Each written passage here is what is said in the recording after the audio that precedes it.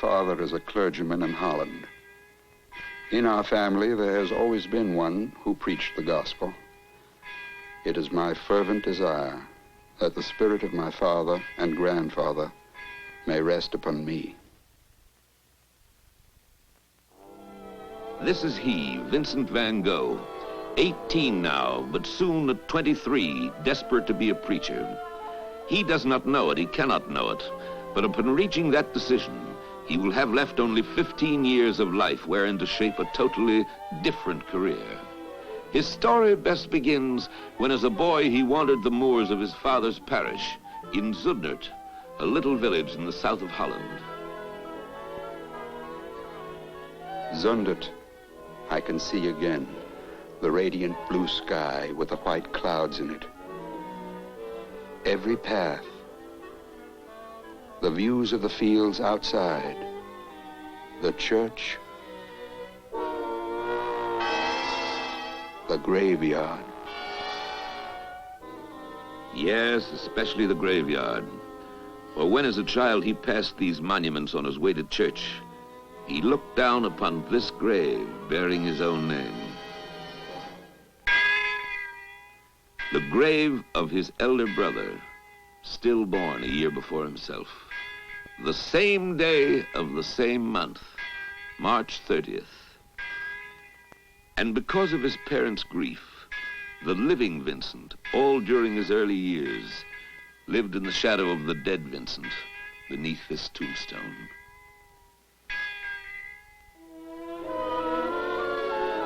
It was here in England, as a young man, in pursuit of the love of God, that Vincent, at Ilsworth up the Thames, took his place in this church. And as he ecstatically wrote his brother Theo, Theo, your brother preached for the first time last Sunday. Let us not forget that we are strangers on earth, but we have a God and Father who preserveth strangers, and that we are all brothers. Amen. When I was standing in the pulpit, Theo, I felt like somebody who, emerging from a dark cave underground, comes back to the friendly daylight. in December of 1878, after a 3-month course at a school for evangelists in Belgium, Vincent set out along this road to the coal mining district of the Borinage on probation as a lay minister. From this point on, Vincent's letters among the most remarkable in history. His letters to the one person on earth to whom he felt close, his younger brother Theo, who was commencing a career as an art dealer in Paris. These letters are Vincent's only bridge with life as normal men knew it. Dear Theo, here in the Borinage, life goes on underground instead of above. Oh, one might live here for years and never know the real state of things unless one went down into the mines. I should like to make rough sketches of the things I meet on the way, but it would probably keep me from my real work. In such a setting, Vincent plunged wholeheartedly to work, and soon the whole district buzzed with his extraordinary behavior. He gave up his warm room. He moved to a hut meaner than the miners, and amid the ash heaps lived on scraps as he nursed the sick and comforted the lowly. These reflections were made later, after he was dismissed by the Missionary Society for carelessness in dress and bearing, want of dignity. Theo, it is not merely the question of dress. It is a much more serious question, I assure you. It is simply that I have different ideas.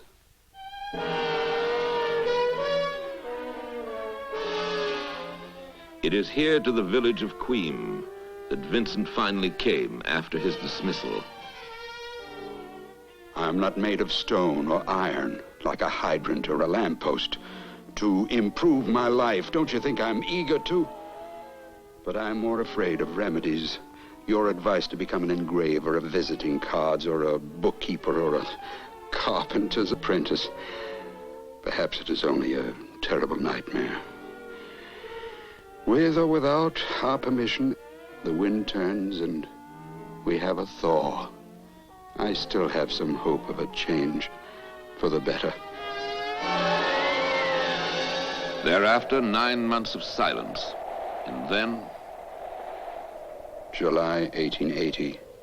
My dear Teo, as molting time, when they change their feathers, is for birds, so adversity or misfortune is a difficult time for us human beings. One can stay in it or one can emerge renewed. But anyhow, it must not be done in public. A caged bird knocks his head against the bars of the cage, but the cage remains and the bird is maddened by anguish. Look at that lazy animal, says another bird in passing. He has everything he wants. I am caged, and you tell me I do not want for anything. Fools, I beseech you, liberty, that I may be a bird like other birds. A certain idle man resembles this idle bird. Do you know what frees one from this activity? It is every deep, serious affection, being friends, being brothers. Love, that is what opens the prison door.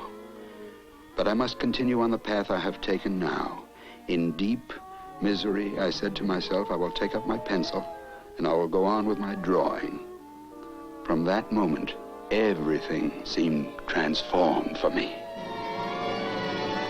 Thereafter, the two brothers were as one single human being.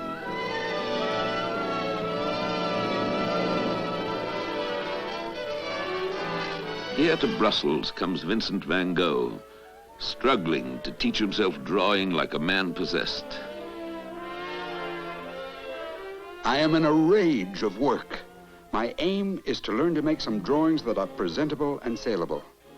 Now, there are laws of proportion, of light and shadow, of perspective, which one must know. I have been drawing all winter now. My chief food is dry bread and some potatoes or chestnuts, which people sell here on the street corners.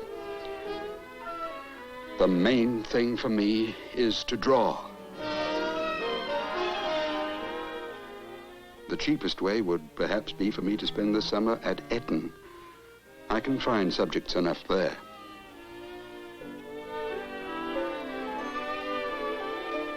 And so in the spring of 1881, Vincent arrives at Eton, his family's new home, his father's new church. What a job it is to make people understand how to pose. They only want to pose in their Sunday best.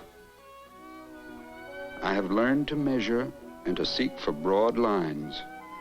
What seemed impossible before is gradually becoming possible now.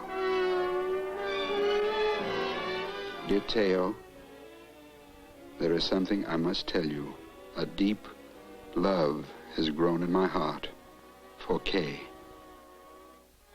This is his cousin Kay, a widow and her child, who visited his family that summer.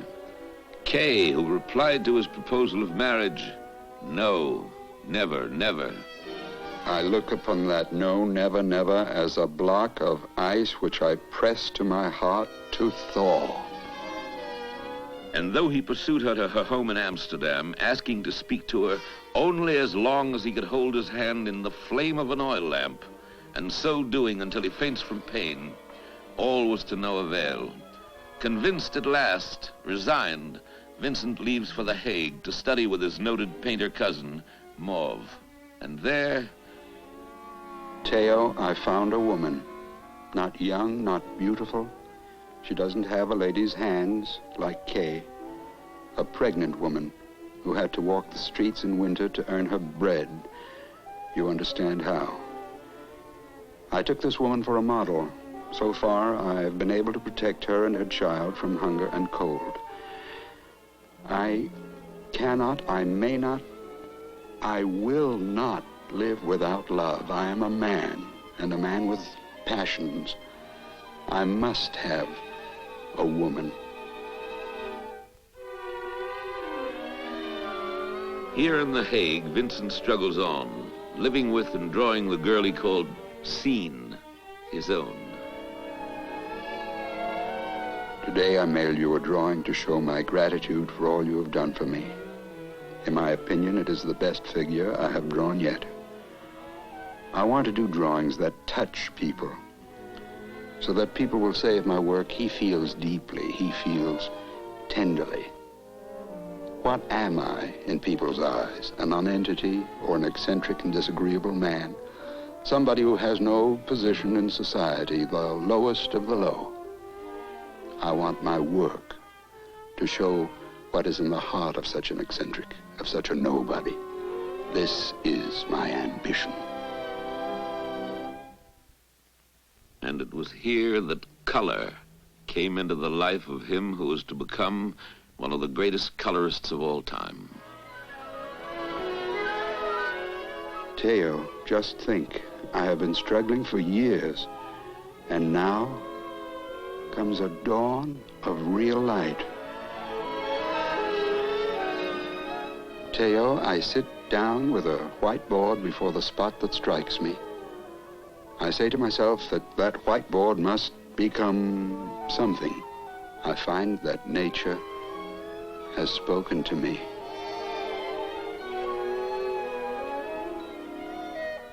It will be a hard pull for me. The tide rises high, almost to the lips, perhaps higher still.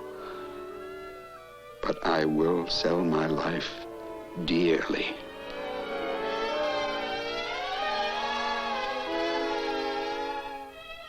I have been in bed 3 days with headache and toothache. Well, my youth is gone. After all, there are much better things, but sometimes, like now, it is hell. I should be very pleased if you had in your wardrobe a discarded coat or a pair of trousers to fit me. Theo, you know what difficulties I had with the woman when I wrote you last. Her family tried to draw her from me. My spirits are low. I have no real friend but you. You must try to come soon, brother.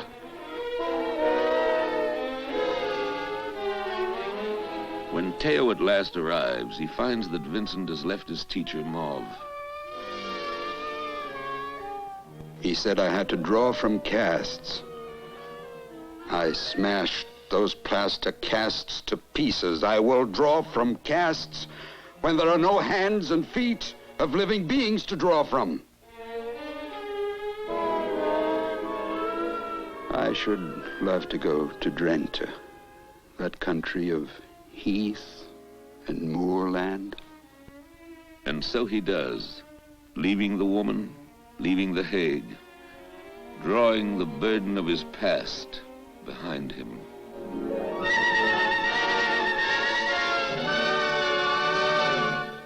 Vincent van Gogh, after months of wandering, returns to his only possible refuge, the home of his parents, now here in Noonan. Theo, I feel that father and mother feel the same dread of taking me in the house as they would about taking a big, rough dog. He'll be in everybody's way, and he barks so loud.